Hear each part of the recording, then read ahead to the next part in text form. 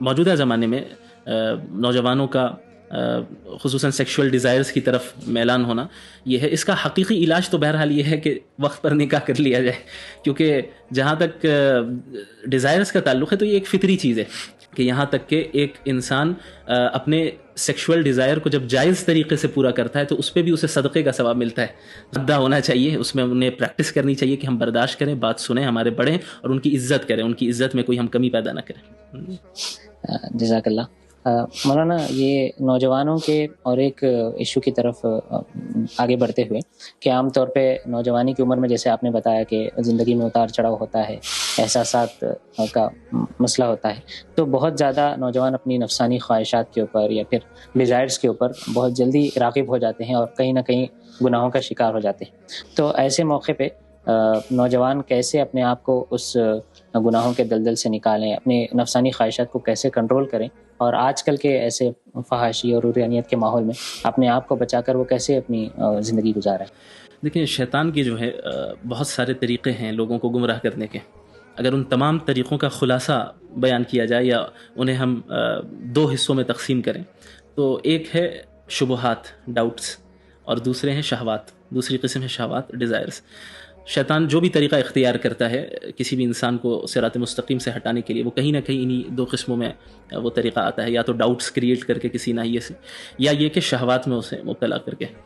اور دونوں کا علاج قرآن کریم نے بیان کیا ہے. شبہات کا جو علاج ہے وہ یقین ہے, اور شہوات کا جو علاج ہے وہ صبر ہے. اسی کو اللہ رب العالمین نے قرآن کریم میں ذکر کیا. جب بنی اسرائیل کا ذکر ہوا کہ اللہ نے بنی اسرائیل میں سے بھی بہت سے لوگوں کو ترقی دی اور ائمہ کے درجات میں انہیں فائز کیا, اللہ نے فرمایا وَجَعَلْنَا مِنْهُمْ أَئِمَّةً يَهْدُونَ بِأَمْرِنَا لَمَّا صَبَرُوا وَكَانُوا بِآيَاتِنَا يُوقِنُونَ, کہ ہم نے بنی اسرائیل میں سے بعض کو امامت کے درجے پر فائز کیا, انہیں لیڈرز بنایا. کیوں؟ اور ایسے لیڈرز بنایا جو ہمارے حکم سے لوگوں کو سیدھے راستے کی طرف ہدایت دیتے تھے. کیوں؟ لما صبروا, جب انہوں نے صبر کیا, یعنی اپنے شہوات پہ کنٹرول کیا اور برداشت کیا, صبر کیا. وَكَانُوا بِآيَاتِنَا يُوقِنُونَ, اور ہماری آیتوں پہ یقین بھی رکھتے تھے. یعنی یہ ایسے افراد تھے جو شہوات سے بھی محفوظ تھے اور شبہات سے بھی محفوظ تھے. شبہات سے یقین کے ذریعے بچتے تھے, شہوات سے صبر کے ذریعے بچتے تھے. تو اچھا, صبر بھی جو ہے عربی زبان میں اس کا معنی جو ہے کافی وسیع ہے. اردو میں صبر ہم صرف کہتے ہیں کہ کوئی تکلیف آئے تو برداشت کرنا. عربی زبان میں صبر علی الطاعہ ایک قسم ہے, یعنی اس میں یہ چیز بھی داخل ہے کہ اللہ کی فرما برداری پر صبر کرنا, یعنی اسے کنسسٹنسی کے ساتھ کرنا, چاہے دل چاہے کرنے کا یا نہ چاہے. اسی طرح صبر عن المعصیہ, کہ اپنے آپ کو گناہوں سے بچانے میں صبر کرنا. یعنی ہو سکتا ہے ایک گناہ کو کرنے کی خواہش اندر پیدا ہو رہی ہے, رغبت آ رہی ہے, لیکن اس جگہ پہ اپنے نفس کو صابر بنانا, کنٹرول کرنا اور اپنے آپ کو پیچھے رکھنا, یہ معنی بھی صبر میں داخل ہے. اسی طریقے سے صبر کی تیسری صورت بھی ہے جس میں مصیبتیں آئیں, تکلیفیں آئیں تو اس کو برداشت کرنا. تو جہاں تک موجودہ زمانے میں نوجوانوں کا خصوصاً سیکشول ڈیزائرز کی طرف میلان ہونا یہ ہے, اس کا حقیقی علاج تو بہرحال یہ ہے کہ وقت پر نکاح کر لیا جائے, کیونکہ جہاں تک ڈیزائرز کا تعلق ہے تو یہ ایک فطری چیز ہے. اسلام میں رہبانیت نہیں ہے, جیسا کہ بعض مذاہب نے سکھایا لا رہبانیت فی الاسلام, کہ آپ فطرت سے بالکل ہٹ جائیں کہ اللہ کا تقرب تبھی حاصل ہوگا جب آپ نکاح ہی نہ کریں, یہ کانسیپٹ نہیں. اسی طرح جو دوسری انتہا ہے کہ بھئی اتنی آزادی, اتنی لبرٹی مل جائے کہ جس کے ساتھ چاہے جیسا چاہے, اس کا جسم ہے, اس کی مرضی ہے, یہ دوسری انتہا. اسلام اعتدال کا راستہ سکھاتا ہے, نہ فطرت کو مس کرتا ہے, نہ فطرت کو بے لگام چھوڑتا ہے کہ درندگیت تک انسان پہنچ جائے, بلکہ اعتدال کا راستہ یہ دکھاتا ہے کہ بھئی یہ جو ڈیزائرز ہیں یہ ایک فطری چیز ہے. اب اسے کس طرح پورا کرنا ہے یہ اللہ کے نبی صلی اللہ علیہ وسلم نے بیان کر دیا کہ یہ نکاح کا ذریعہ ہے, نکاح کے ذریعے. اسی لیے اللہ کے رسول صلی اللہ علیہ وسلم نے یہ بھی فرمایا کہ یہاں تک کہ ایک انسان اپنے سیکشول ڈیزائر کو جب جائز طریقے سے پورا کرتا ہے تو اس پہ بھی اسے صدقے کا ثواب ملتا ہے. تو صحابہ کرام کو تعجب ہوا کہ یا رسول اللہ, وہ تو اپنی شہوت کو پورا کر رہا ہے, اسے صدقے کا ثواب کیسے ملے گا؟ اسے ثواب ملے گا, وہ تو شہوت پورا کر رہا ہے. تو اللہ کے نبی صلی اللہ علیہ وسلم نے فرمایا کہ کیا اگر وہ اپنی شہوت کو حرام طریقے سے پورا کرتا کیا گناہ ملتا؟ صحابہ نے کہا کہ ہاں ملتا. تو پھر اسی طریقے سے ثواب بھی ملے گا حلال طریقے سے اسے پورا کرنے میں. تو اس کا اصل حل تو یہی ہے کہ نکاح کی طرف رغبت دلائی جائے اور نکاح کو آسان بنایا جائے. ہمارے معاشرے میں نکاح کو بہت مشکل بنایا گیا ہے, اور لوگوں کو کریئر کی طرف اس طرح ان کے اوپر بھوت سوار کیا جا رہا ہے کریئر کا کہ وہ یہ سمجھتے ہیں کہ جب تک ہم اپنے پیروں پہ کھڑے نہ ہو جائیں، جب تک لائف سیٹ نہ ہو جائے، تب تک ہم نکاح نہیں کریں گے. تو یہ کانسیپٹ اسلام کا نہیں ہے. اسی کا نتیجہ ہے کہ شیطان کو زیادہ مہلت مل جاتی ہے ایک انسان کو اس راستے سے ہٹانے کے لیے. ہاں، اب اگر کوئی ایسے پوزیشن میں ہے کہ وہ نکاح نہیں کر سکتا ہے تو اس کا حل بھی اللہ کے نبی صلی اللہ علیہ وسلم نے بیان کیا ہے کہ وَمَن لَّمْ يَسْتَطِعْ فَعَلَيْهِ بِالصَّوْمِ، کہ جو نکاح کرنے کی استطاعت نہیں رکھتا ہے اسے چاہیے کہ کثرت سے روزے رکھے، کیونکہ جب انسان روزے رکھتا ہے تو اسے کہیں نہ کہیں اپنے نفس پہ کنٹرول حاصل کرنے کی جو صلاحیت ہوتی ہے وہ اس کے اندر پیدا ہوتی چلی جاتی ہے. یہ بھی ایک بہت بڑی حکمت ہے جس کی وجہ سے رمضان میں روزوں کو اللہ رب العالمین نے فرض کیا اور روزوں کو تقوی کے ساتھ جوڑا ہے، چونکہ ایک وہ کیفیت پیدا ہوتی ہے، وہ طاقت پیدا ہوتی ہے کہ انسان نفس کو کنٹرول کرتا ہے.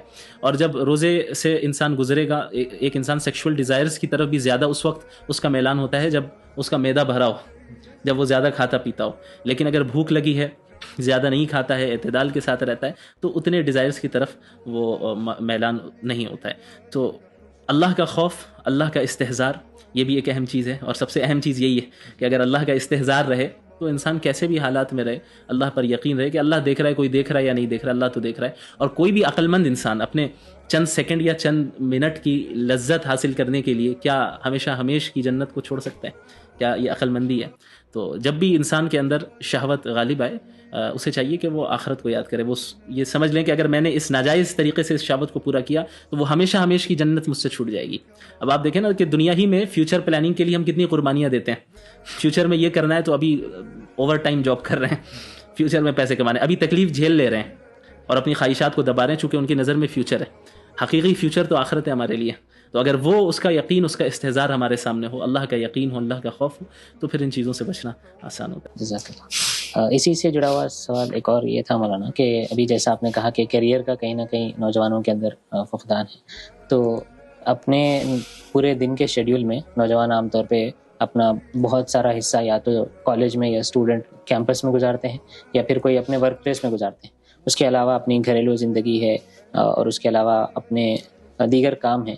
ان تمام چیزوں کے اندر آپ کا بھی الحمدللہ سے مطلب بزنس وغیرہ بھی ہے، پھر آپ کا ادارہ بھی ہے، تو کیسے ان تمام چیزوں کو بیلنس کیا جائے اور اپنے شیڈیول میں اپنے لیے وقت نکالنا، دین کے لیے وقت نکالنا، اللہ کے لیے وقت نکالنا، یہ کیسے نوجوان اپنے آپ کو بیلنس کریں؟ دیکھیں، ان تمام چیزوں کا تعلق ترجیحات سے ہے کہ آپ کس چیز کو کتنی پریفرنس دے رہے ہیں.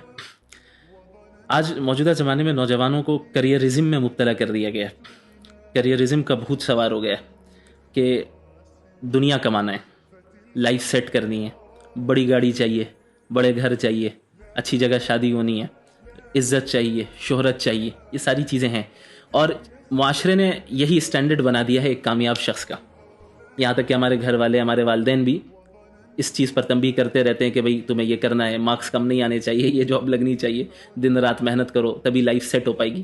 وہ بیچارہ لائف سیٹ کرتے کرتے اس کی آدھی زندگی یوں ہی چلی جاتی ہے اور پھر آخری جو ایام باقی رہ جاتے ہیں، چند سال رہتے ہیں، اس میں وہ اپنی لائف کا کیا فائدہ اٹھا سکتا ہے. اور جو جوانی کا جو مرحلہ ہوتا ہے جس میں اس کے پاس جسمانی قوت ہوتی ہے، طاقت ہوتی ہے، جس وقت وہ زیادہ بڑے کام کر سکتا تھا، ان ساری چیزوں سے محروم ہو جاتا ہے. اس کی وجہ یہی ہے کہ دنیا کو ہم نے ترجیح دے دی. ہم نے ایک کامیاب انسان کا جو معیار بنایا ہے کامیابی کا، وہ دنیا کو بنایا کہ کامیاب وہ شخص ہے جسے اچھی جاب مل جائے، کامیاب وہ شخص ہے جس کا کریئر سنور جائے، کامیاب وہ شخص ہے جو زیادہ پیسے کما لے، کامیاب وہ شخص ہے جس کی زیادہ عزت ہو جائے، شہرت ہو جائے. لیکن دین اسلام نے کامیابی کا ایک الگ معیار پیش کیا ہے، وہ ہے فمن زحزح عن النار وادخل الجنۃ فقد فاز. حقیقی کامیابی یہ ہے کہ ایک انسان وہ کامیاب ہے جو جہنم سے بچ جائے، جنت میں داخل کر دیا جائے. حقیقی کامیابی یہ ہے. اسی طرح اللہ کے نبی صلی اللہ، اس کا یہ مطلب بھی نہیں ہے کہ ہم دنیا نہیں کمائیں گے اور دنیاوی چیزوں کو اور نعمتوں کو حاصل کرنے کی کوشش نہیں کریں گے، لیکن ہم ان چیزوں کو اعتدال کے ساتھ کریں گے. اسی لیے جب رزق کا ذکر کیا اللہ کے رسول صلی اللہ علیہ وسلم نے، وہاں پہ آپ نے فرمایا کہ اجملوا فی الطلب، کہ رزق حاصل کرنے میں اعتدال اختیار کرو، کیونکہ توکل اور تقدیر بھی تو کوئی چیز ہے. اللہ کے نبی صلی اللہ علیہ وسلم نے فرمایا کہ موت جس طرح انسان کے پیچھے بھاگتی ہے، اس سے زیادہ تیزی کے ساتھ رزق اس کے پیچھے بھاگتا ہے. ایک انسان کی موت اس وقت تک ہو نہیں سکتی جب تک کہ اس کا رزق مکمل نہ ہو جائے. تو جو مقدر میں اللہ نے طے کر دیا ہے وہ رزق تو ہر حال میں ملنا ہے. تو اب اس میں افراط و تفرید سے بچنا ہے.